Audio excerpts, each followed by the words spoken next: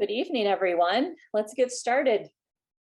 Welcome to the second annual East Blue Hill Library Association Holiday Zoom event. I see many familiar faces here tonight, but for those of you who do not know me, my name is Catherine Marsh, and I'm the current president of the East Blue Hill Library Association.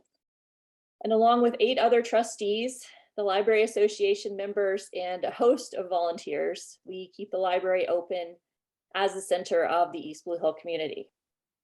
So in addition to myself, the current trustees are Linda Moulton, Vice President, Steve Rappaport, Secretary, Robin Clements, Treasurer, Randy Curtis, Donna Ingalls, Stephanie Nevels, David Peabody, and Colby Smith.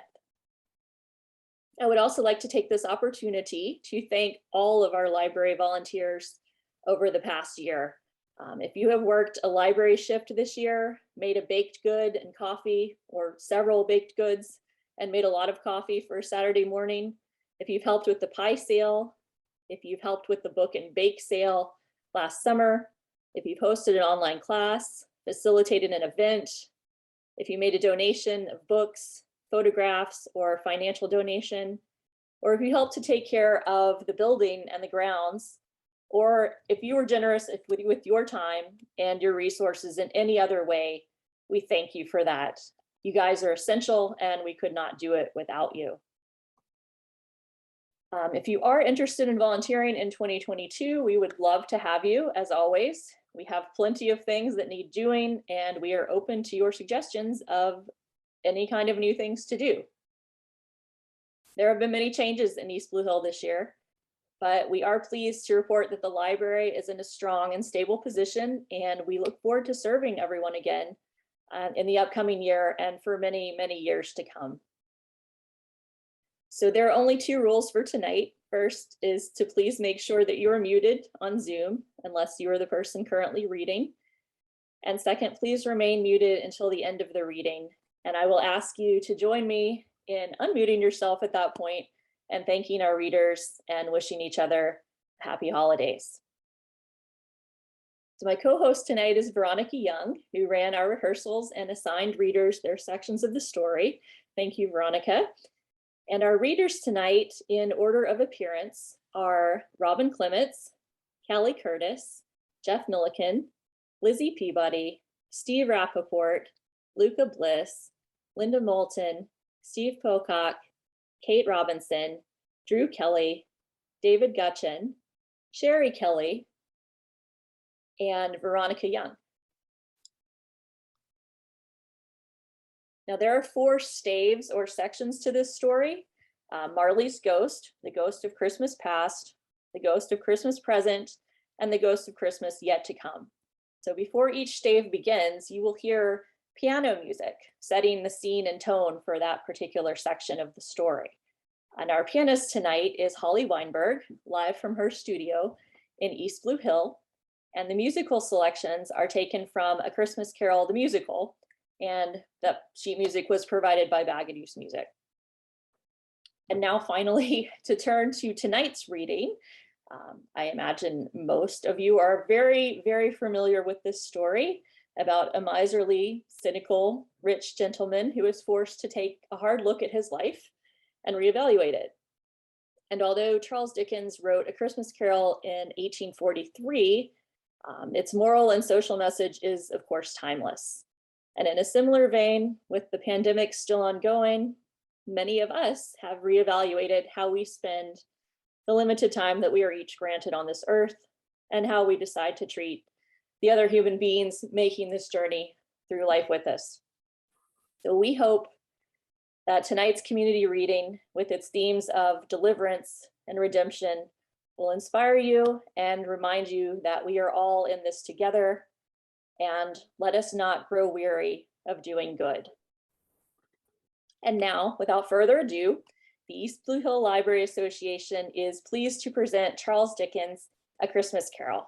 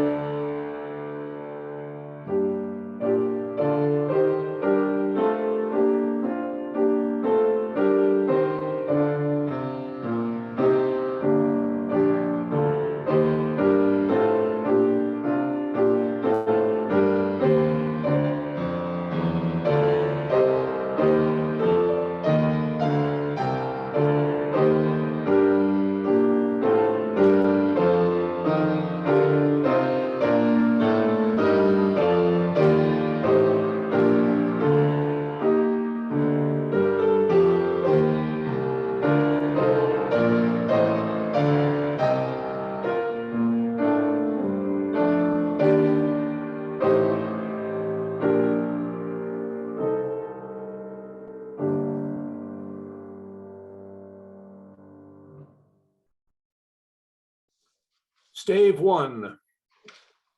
Old Marley was as dead as a doornail. There was no doubt whatever about that. Scrooge knew he was dead. Of course he did. Scrooge and he were partners for I don't know how many years. Scrooge never painted out old Marley's name, however. There it yet stood, years afterwards, above the warehouse door, Scrooge and Marley. Oh, but he was a tight-fisted hand at the grindstone, was Scrooge, a squeezing, wrenching, grasping, scraping, clutching, covetous old sinner. No one ever stopped him in the street to say with gladsome looks, "My dear Scrooge, how are you?"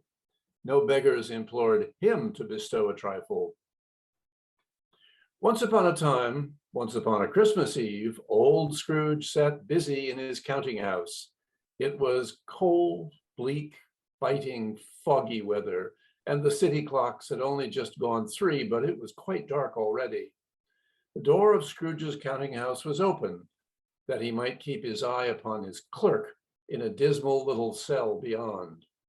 Scrooge had a very small fire, but the clerk's fire was so very much smaller that it looked like one coal. Wherefore the clerk put on his white comforter and tried to warm himself at the candle, in which effort, not being a man of strong imagination, he failed. "A Merry Christmas, Uncle! God save you!" cried a cheerful voice. It was the voice of Scrooge's nephew, who came upon him so quickly that this was the first intimation Scrooge had of his approach. "Ah," said Scrooge, "humbug! If I had my will, every idiot who goes about with Merry Christmas on his lips should be boiled with his own pudding and buried with a stake of holly through his heart. He should." "Uncle, I am sure I have always thought of Christmas time, apart from the veneration due to its sacred origin, though it has never put a scrap of gold or silver in my pocket. I believe that it has done me good and will do me good, and I say, God bless it." The clerk in the tank involuntarily applauded. "Let me hear another sound from you," said Scrooge, "and you'll keep your Christmas by losing your situation." "Don't be angry, Uncle. Come, dine with us tomorrow." "Why did you get married?" "Because I fell in love." "Because you fell in love," growled Scrooge, as if that were the only one thing in the world more ridiculous than a Merry Christmas. "Good afternoon." His nephew left the room without an angry word, notwithstanding the clerk, in letting Scrooge's nephew out, had let 2 portly gentlemen in. "Have I the pleasure of addressing Mr. Scrooge or Mr. Marley?"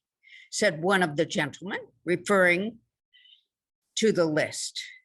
"Mr. Marley died 7 years ago this very night." "At this festive season, Mr. Scrooge," said the gentleman, taking up a pen, "it is more than usually desirable that we should make some slight provision for the poor and destitute. Sir, what shall I put you down for?" "Nothing," said Scrooge. "I don't make merry myself at Christmas, and I can't afford to make idle people merry. I help to support the prisons and the workhouses. They cost enough, and those who are badly off must go there. Many would probably die. If they would rather die, they'd better do it and decrease the surplus population." At length, the hour of shutting up the counting house arrived. "You'll want all day tomorrow, I suppose." "It's only once a year, sir." "A poor excuse for picking a man's pocket every 25th of December. Be here all the earlier next morning." Scrooge took his melancholy dinner and went home to bed. He lived in a gloomy suite of rooms, which had once belonged to his deceased partner. Now, it is a fact that there was nothing at all particular about the knocker on the door of this house, except that it was very large. Also, that Scrooge had as little of what is called fancy about him as any man in the city of London. And yet Scrooge, having his key in the lock of the door, saw in the knocker, not a knocker, but Marley's face. as Scrooge looked fixedly at this phenomenon. It was a knocker again, and he said, "Pooh, pooh," and closed the door with a sound like thunder. Quite satisfied, he closed his door and locked himself in, double locked himself in, which was not his custom. Thus secured against surprise, he sat down before the very low fire to take some gruel.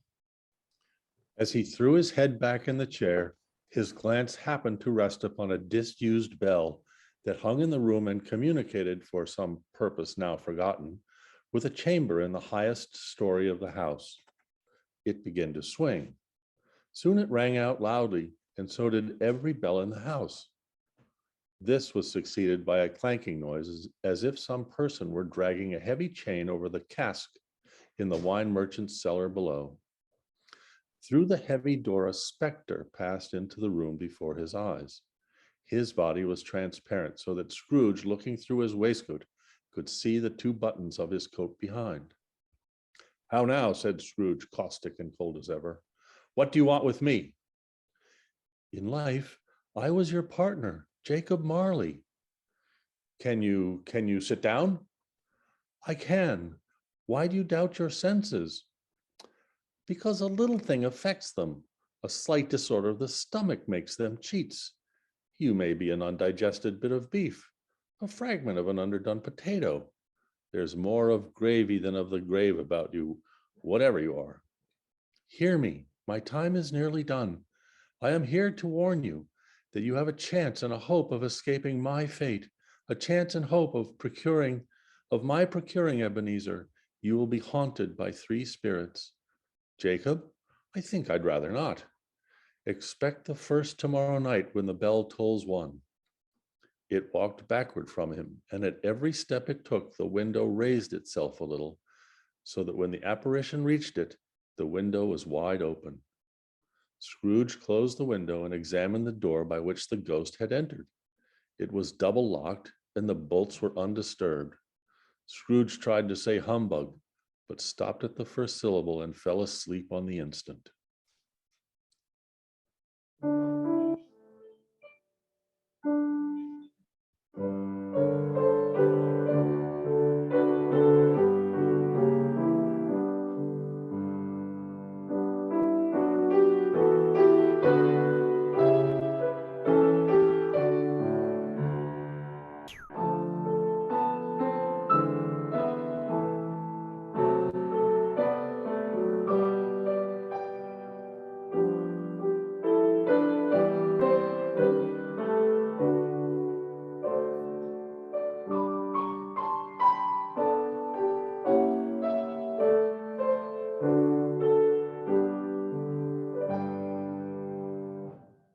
Stave 2.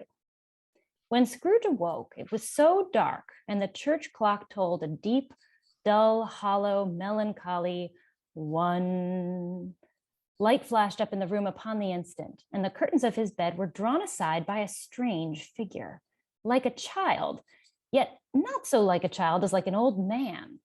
Its hair was white, yet the face had not a wrinkle in it. It held a branch of fresh green holly in its hand, yet had its dress trimmed with summer flowers. But the strangest thing about it was that from the crown of its head there sprung a bright, clear jet of light, by which all of this was visible. "Who and what are you?" "I am the ghost of Christmas past. Rise and walk." It would have been in vain for Scrooge to plead that the weather and the hour were not adapted to pedestrian purposes. "Bear but a touch of my hand there," said the spirit, laying it upon his heart, "and you shall be upheld." As the words were spoken, they passed through the wall and stood in the busy thoroughfares of a city. It was made plain enough by the dressing of the shops that here too it was Christmas time. The ghost stopped at a certain warehouse door and asked Scrooge if he knew it. "Know it? Was I apprenticed here?" They went in. At sight of an old gentleman in a Welsh wig sitting behind such a high desk, Scrooge cried out in great excitement, "Why, it's old Fezziwig alive again!" Old Fezziwig rubbed his hands and called out in a jovial voice, "Yo-ho there, Ebenezer, Dick!" "Dick Wilkins, to be sure," said Scrooge to the ghost. My old fellow prentice, bless me, yes. Yo-ho, said Fezziwig. No more work tonight. Christmas Eve. Dick, Ebenezer, clear away, my lads. Every movable was packed off. The floor was swept, lamps were trimmed, fuel was heaped upon the fire. In came a fiddler with a music book. In came Mrs. Fezziwig, one vast, substantial smile. In came the three Miss Fezziwigs, the 6 young followers whose hearts they broke. In came all the young men and women employed in the business, the housemaid. In came the baker, the cook, the milkman. There were dances, there were forfeits, and there was cake, and there was negus, and there was a great piece of cold roast, and there was a great piece of boiled, and there was mince pies and plenty of beer. When the clock struck 11, this domestic ball broke up. Mr. and Mrs. Fezziwig took their stations, one on either side of the door, and shaking hands with every person, wished him or her a Merry Christmas. A small matter, said the ghost, to make these silly folks so full of gratitude. He has spent but a few pounds of your mortal money. Scrooge felt the spirit's glance. My time grows short, observed the spirit. Quick. Again, he saw himself. He was older now, a man in the prime of life. He was sat by the side of a fair young girl in a black dress, in whose eyes there were tears. Spirit, remove me from this place. I told you these were shadows of things that have been, said the ghost. That they are what they are, do not blame me. Remove me, Scrooge exclaimed. I cannot bear it. As he struggled with the spirit, he was conscious of being exhausted. He had barely time to reel to bed before he sank into a heavy sleep.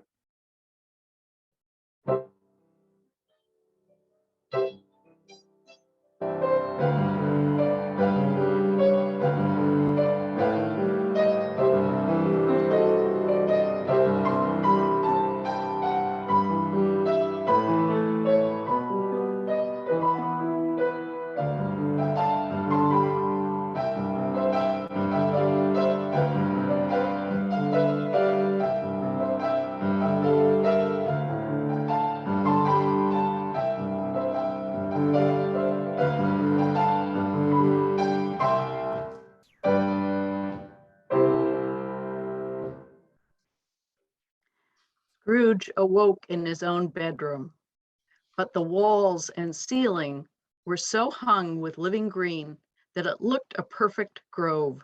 Heaped upon the floor to form a kind of throne were turkeys, geese, game, great joints of meat, suckling pigs, long wreaths of sausages, mince pies, plum puddings, barrels of oysters, red-hot chestnuts, juicy oranges, immense 12th cakes, and great bowls of punch. In easy state upon this couch, there sat a giant, glorious to see, who bore a glowing torch in shape not unlike Plenty's horn, and who raised it high to shed its light on Scrooge as he came peeping round. Come in, I am the ghost of Christmas present. Have never you walked with my elder brothers? I don't think I have. Have you many brothers, Spirit? More than 1,800. Spirit, conduct me where you will. I went forth last night on compulsion. Tonight, if you ought to teach me, let me profit by it. Touch my robe. Scrooge did as he was told and held it fast. The room and its contents all vanished instantly, and they stood in the city streets upon a snowy Christmas morning. Scrooge and the ghost passed on, invisible, straight to Scrooge's clerk, and on the threshold of the door, the spirit smiled and stopped to bless Bob Cratchit's dwelling with the sprinkling of his torch. Then up rose Mrs. Cratchit, Cratchit's wife, and laid the cloth, assisted by Belinda Cratchit, second of her daughters, while Master Peter Cratchit plunged a fork into the saucepan of potatoes. And now 2 smaller Cratchits, boy and girl, came tearing in, screaming that outside the baker's they had smelt the goose and known it for their own. And basking in a luxurious thoughts of sage and onion, these young Cratchits danced about the table and exalted Master Peter Cratchit to the skies while he blew the fire until the slow potatoes bubbling up knocked loudly at the saucepan lid to be let out and peeled. "What has ever got your precious father then?" said Mrs. Cratchit. And in came little Bob, the father, with at least 3 feet of comforter, exclusive of the fringe, hanging down before him, and his threadbare clothes darned up and brushed to look seasonable, and Tiny Tim upon his shoulder. Alas, for Tiny Tim he bore a little crutch, and had his limbs supported by an iron frame. "Why, where's our Martha?" cried Bob Cratchit. "Not coming," said Mrs. Cratchit. "Not coming," said Bob. Martha didn't like to see him disappointed, if it were only in joke.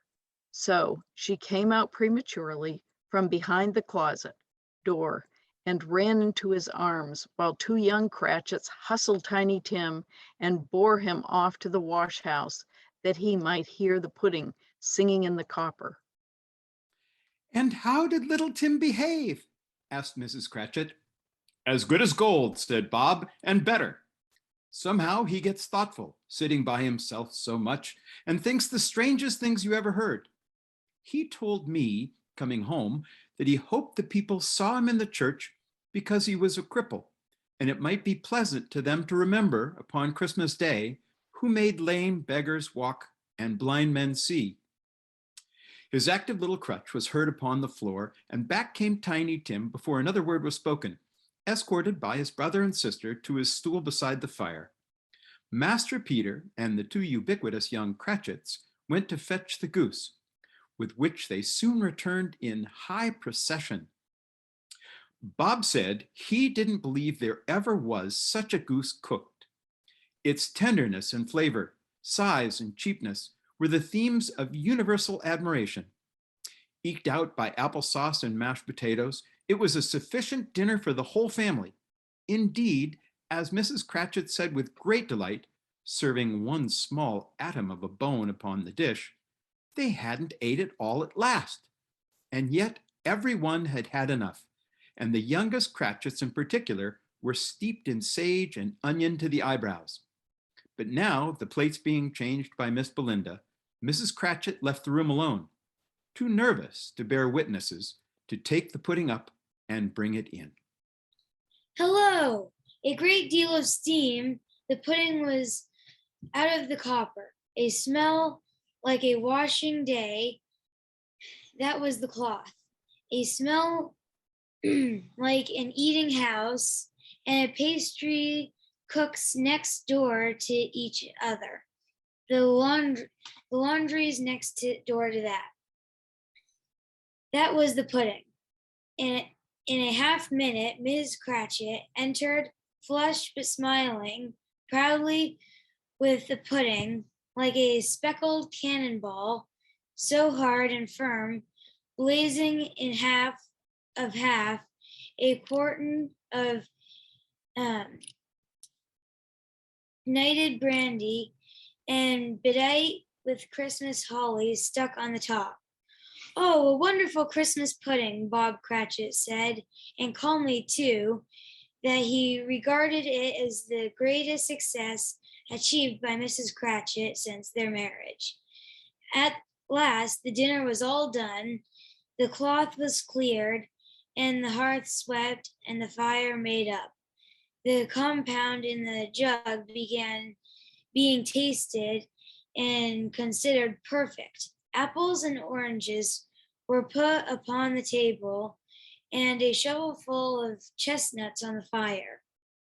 Then, All the Cratchit family drew around the hearth in what Bob Cratchit called a circle, and at Bob Cratchit's elbow stood the family display of glass, 2 tumblers, and a custard cup without a handle. These held the hot stuff from the jug, however, as well as golden goblets would have done. And Bob served it out with beaming looks while the chestnuts on the fire sputtered and crackled noisily. Then Bob proposed, "A Merry Christmas to us all, my dears. God bless us. God bless us, every one," said Tiny Tim, the last of all. "Mr. Scrooge," said Bob. "I'll give you Mr. Scrooge, the founder of the feast." "The founder of the feast, indeed," cried Mrs. Cratchit, reddening.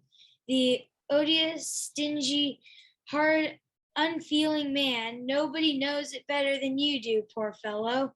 "My dear," was Bob's mild answer, "Christmas Day." Scrooge was the ogre of the family.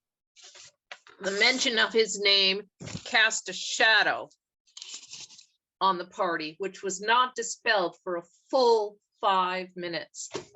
After it had passed away, they were 10 times merrier than before, from the mere relief of Scrooge the Baleful being done with. The chestnuts and the jug went round and round, and by they had a song about a lost child traveling the snow, from Tiny Tim, who had a plaintive little voice and sang it very well indeed. They were not a handsome family. They were not well dressed. Their shoes were far from being waterproof. Their clothes were scanty, and Peter might have known, and very likely did, the inside of a pawnbroker's. But they were happy, grateful, pleased with one another, and contented with the time.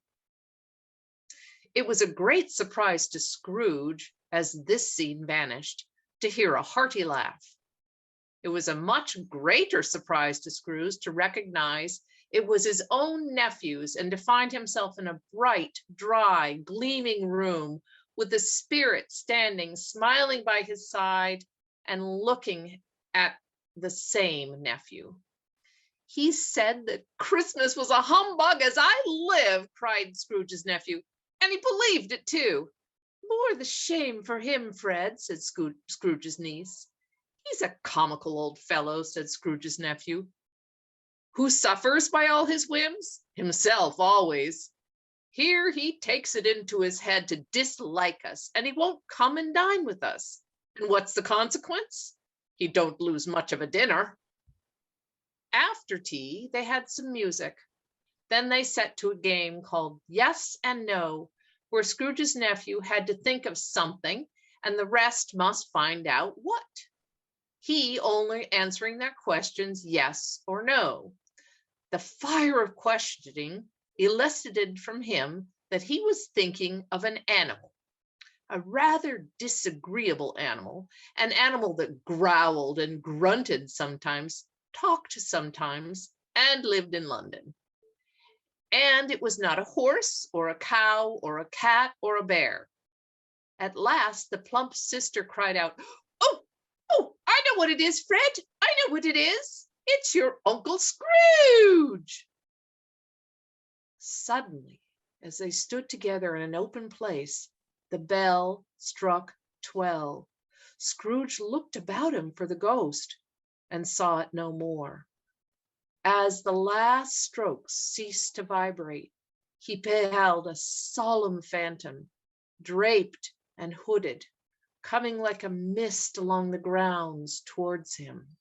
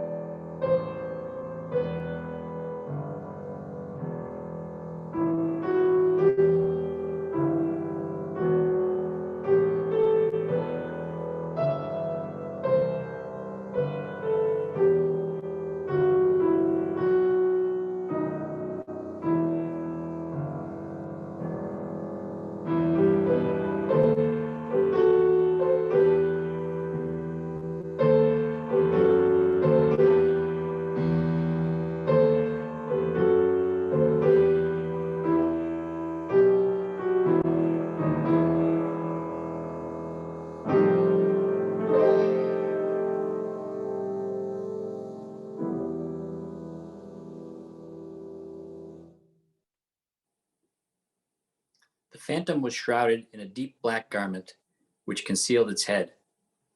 I am in the presence of the ghost of Christmas yet to come.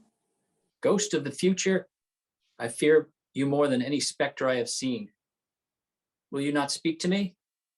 It gave him no reply. The hand was pointed straight before them. I know, lead on, spirit. The city seemed to spring up about them as the spirit stopped beside one little knot of businessmen. Scrooge advanced to listen to their talk. No, said a great fat man with a monstrous chin. I don't know much. I only know he's dead. What has he done with his money? Asked a red-faced gentleman. Scrooge was at first inclined to be surprised that the spirit should attach importance to a conversation apparently so trivial. They left this busy scene and went into an obscure part of town with a low shop where iron, old rags, bottles, bones, and greasy offal were bought. A gray-haired rascal of great age sat smoking his pipe. A woman with a heavy bundle slunk into the shop. What do you call this? Bed curtains? His blankets? They'd have wasted it by dressing him up if it hadn't been for me. Scrooge listened to this dialogue in horror. Spirit, I see. The case of this unhappy man might be my own. My life tends that way now, merciful heaven. What is this? The scene had changed. The ghost conducted him to poor Bob Cratchit's house and found the mother and the children seated round the fire. Quiet, very quiet. The noisy little Cratchits were as still as statues in one corner. And he took a child and set him in the midst of them. Where had Scrooge heard those words? He'd not dreamed them. The boy must have read them out as he and the spirit crossed the threshold. The mother laid her work upon the table and put her hand up to her face. The color hurts my eyes, she said. I wouldn't show weak eyes to your father when he comes home.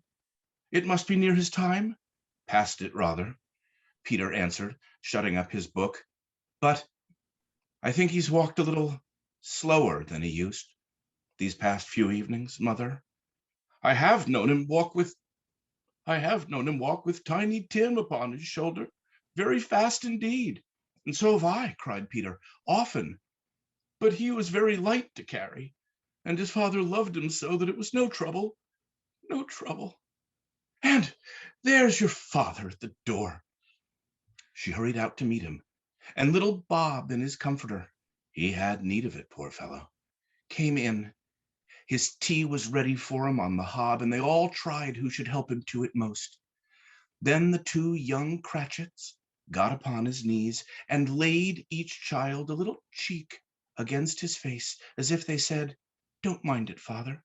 Don't be grieved. Bob was very cheerful with them and spoke pleasantly to all the family. He looked at the work upon the table and praised the industry and speed of Mrs. Cratchit and the girls. They would be done long before Sunday, he said. Sunday? You went today, then, Robert? Yes, my dear, returned Bob. I wish you could have gone. It would have done you good to see how green a place it is. But you'll see it often.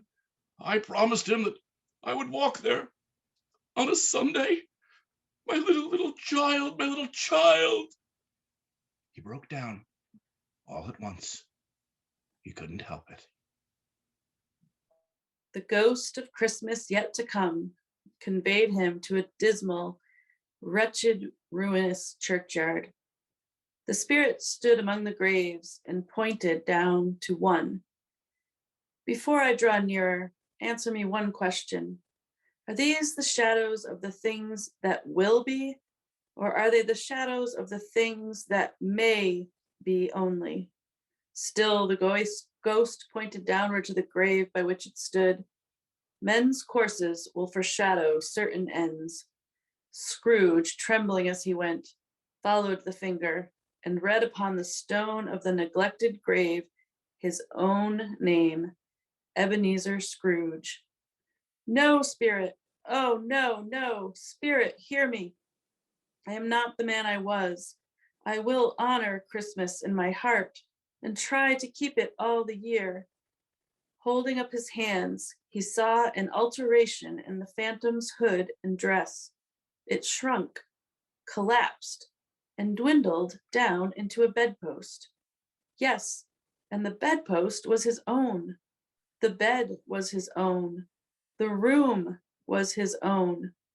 Best and happiest of all, the time before him was his own, to make amends in. He was checked in his transports by the churches, ringing out the lustiest peals he had ever heard. Running to the window, he opened it and put out his head. "What's today?" cried Scrooge, calling downward to a boy. "Today? Why, Christmas Day." "It's Christmas Day. I haven't missed it. Do you know the poulterers in the next street but one at the corner?" "I should hope I did." "An intelligent boy, a remarkable boy. Do you know whether they've sold the prize turkey that was hanging up there? Go and buy it, and tell him to bring it here, and I'll give you half a crown." The boy was off like a shot. "I'll send it to Bob Cratchit's. He shan't know who sends it. It's twice the size of Tiny Tim." In the afternoon, he turned his steps towards his nephew's house. He passed the door a dozen times before he had the courage to go up and knock. "Is your master at home, my dear?" said Scrooge to the girl. Nice girl, very. "He's in the dining room, sir, along with mistress." "He knows me," said Scrooge, with his hand already on the dining room lock. "I'll go in here, my dear." "Why, bless my soul!" cried Fred. "Who's that?" "It is I, your Uncle Scrooge. I've come for dinner. Will you let me in, Fred?" "Let him in. It's a mercy he didn't shake his arm off. He was at home in 5 minutes. Nothing could be heartier. Wonderful party, wonderful games, wonderful unanimity, wonderful happiness." But he was early at the office next morning. Oh, he was early there. If he could only be there first and catch Bob Cratchit coming late. And he did it. Bob was full 18 minutes and a half behind his time. "Hello," growled Scrooge in his accustomed voice, as near as he could feign it. "What do you mean by coming in here at this time of day?" "I'm very sorry, sir. I am behind my time." "You are? Yes, step this way, if you please." "It's only once a year, sir. It shall not be repeated. I was making rather merry yesterday, sir." "Now, I'll tell you what, my friend, I am not going to stand this sort of thing any longer, and therefore I'm about to raise your salary." "A Merry Christmas, Bob," said Scrooge, with an earnestness that could not be mistaken, as he clapped him on the back. "We will discuss your affairs this very afternoon over a bowl of smoking bishop." Scrooge was better than his word. He did it all and infinitely more. And to Tiny Tim, who did not die, he was a second father. He had no further intercourse with spirits, and it was always said of him that he knew how to keep Christmas well if any man alive possessed the knowledge. May that be truly said of us and all of us. And so, as Tiny Tim observed, God bless us, everyone.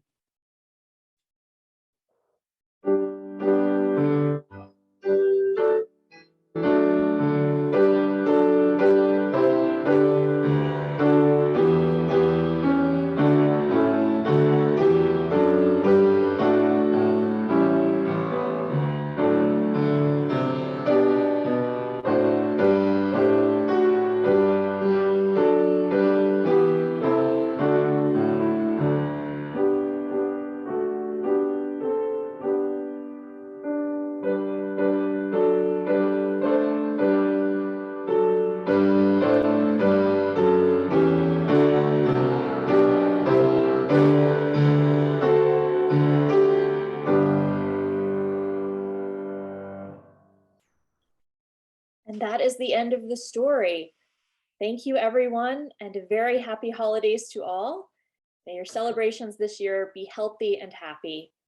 And now please join me in unmuting yourselves and applauding our readers and our pianist.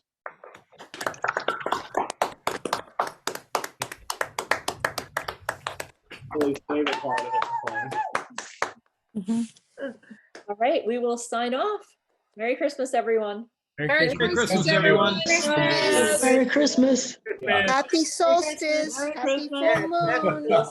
Gabrielle, I love you. Hey, Kelly. Hi, Kelly. Hey, Holly. Hi. Great to see so many. Betsy. so far. Catherine, hello. Hi, Rich. Wonderful. Thank you. Excellent. Thank you. All right, good night. Thanks so much. Night. Good night. Hi, PJ. Good night, all. TJ. Well done. Handsome guy. Great job, everyone. Hey. Christmas. Later. Hi, Joan. Merry Christmas. Bye. Merry Christmas. God bless us, everyone. Randy. Hello. Kelly. Thank you, too. Ginger. Yeah. Okay, I can go. A magnet in the back of your computer. Great. Randy's coming and going. There he He is. comes and goes. Yeah. Oh, Hi, Kelly. Hi, Wonderful. Christopher. Wonderful. Happy holidays. Happy holidays.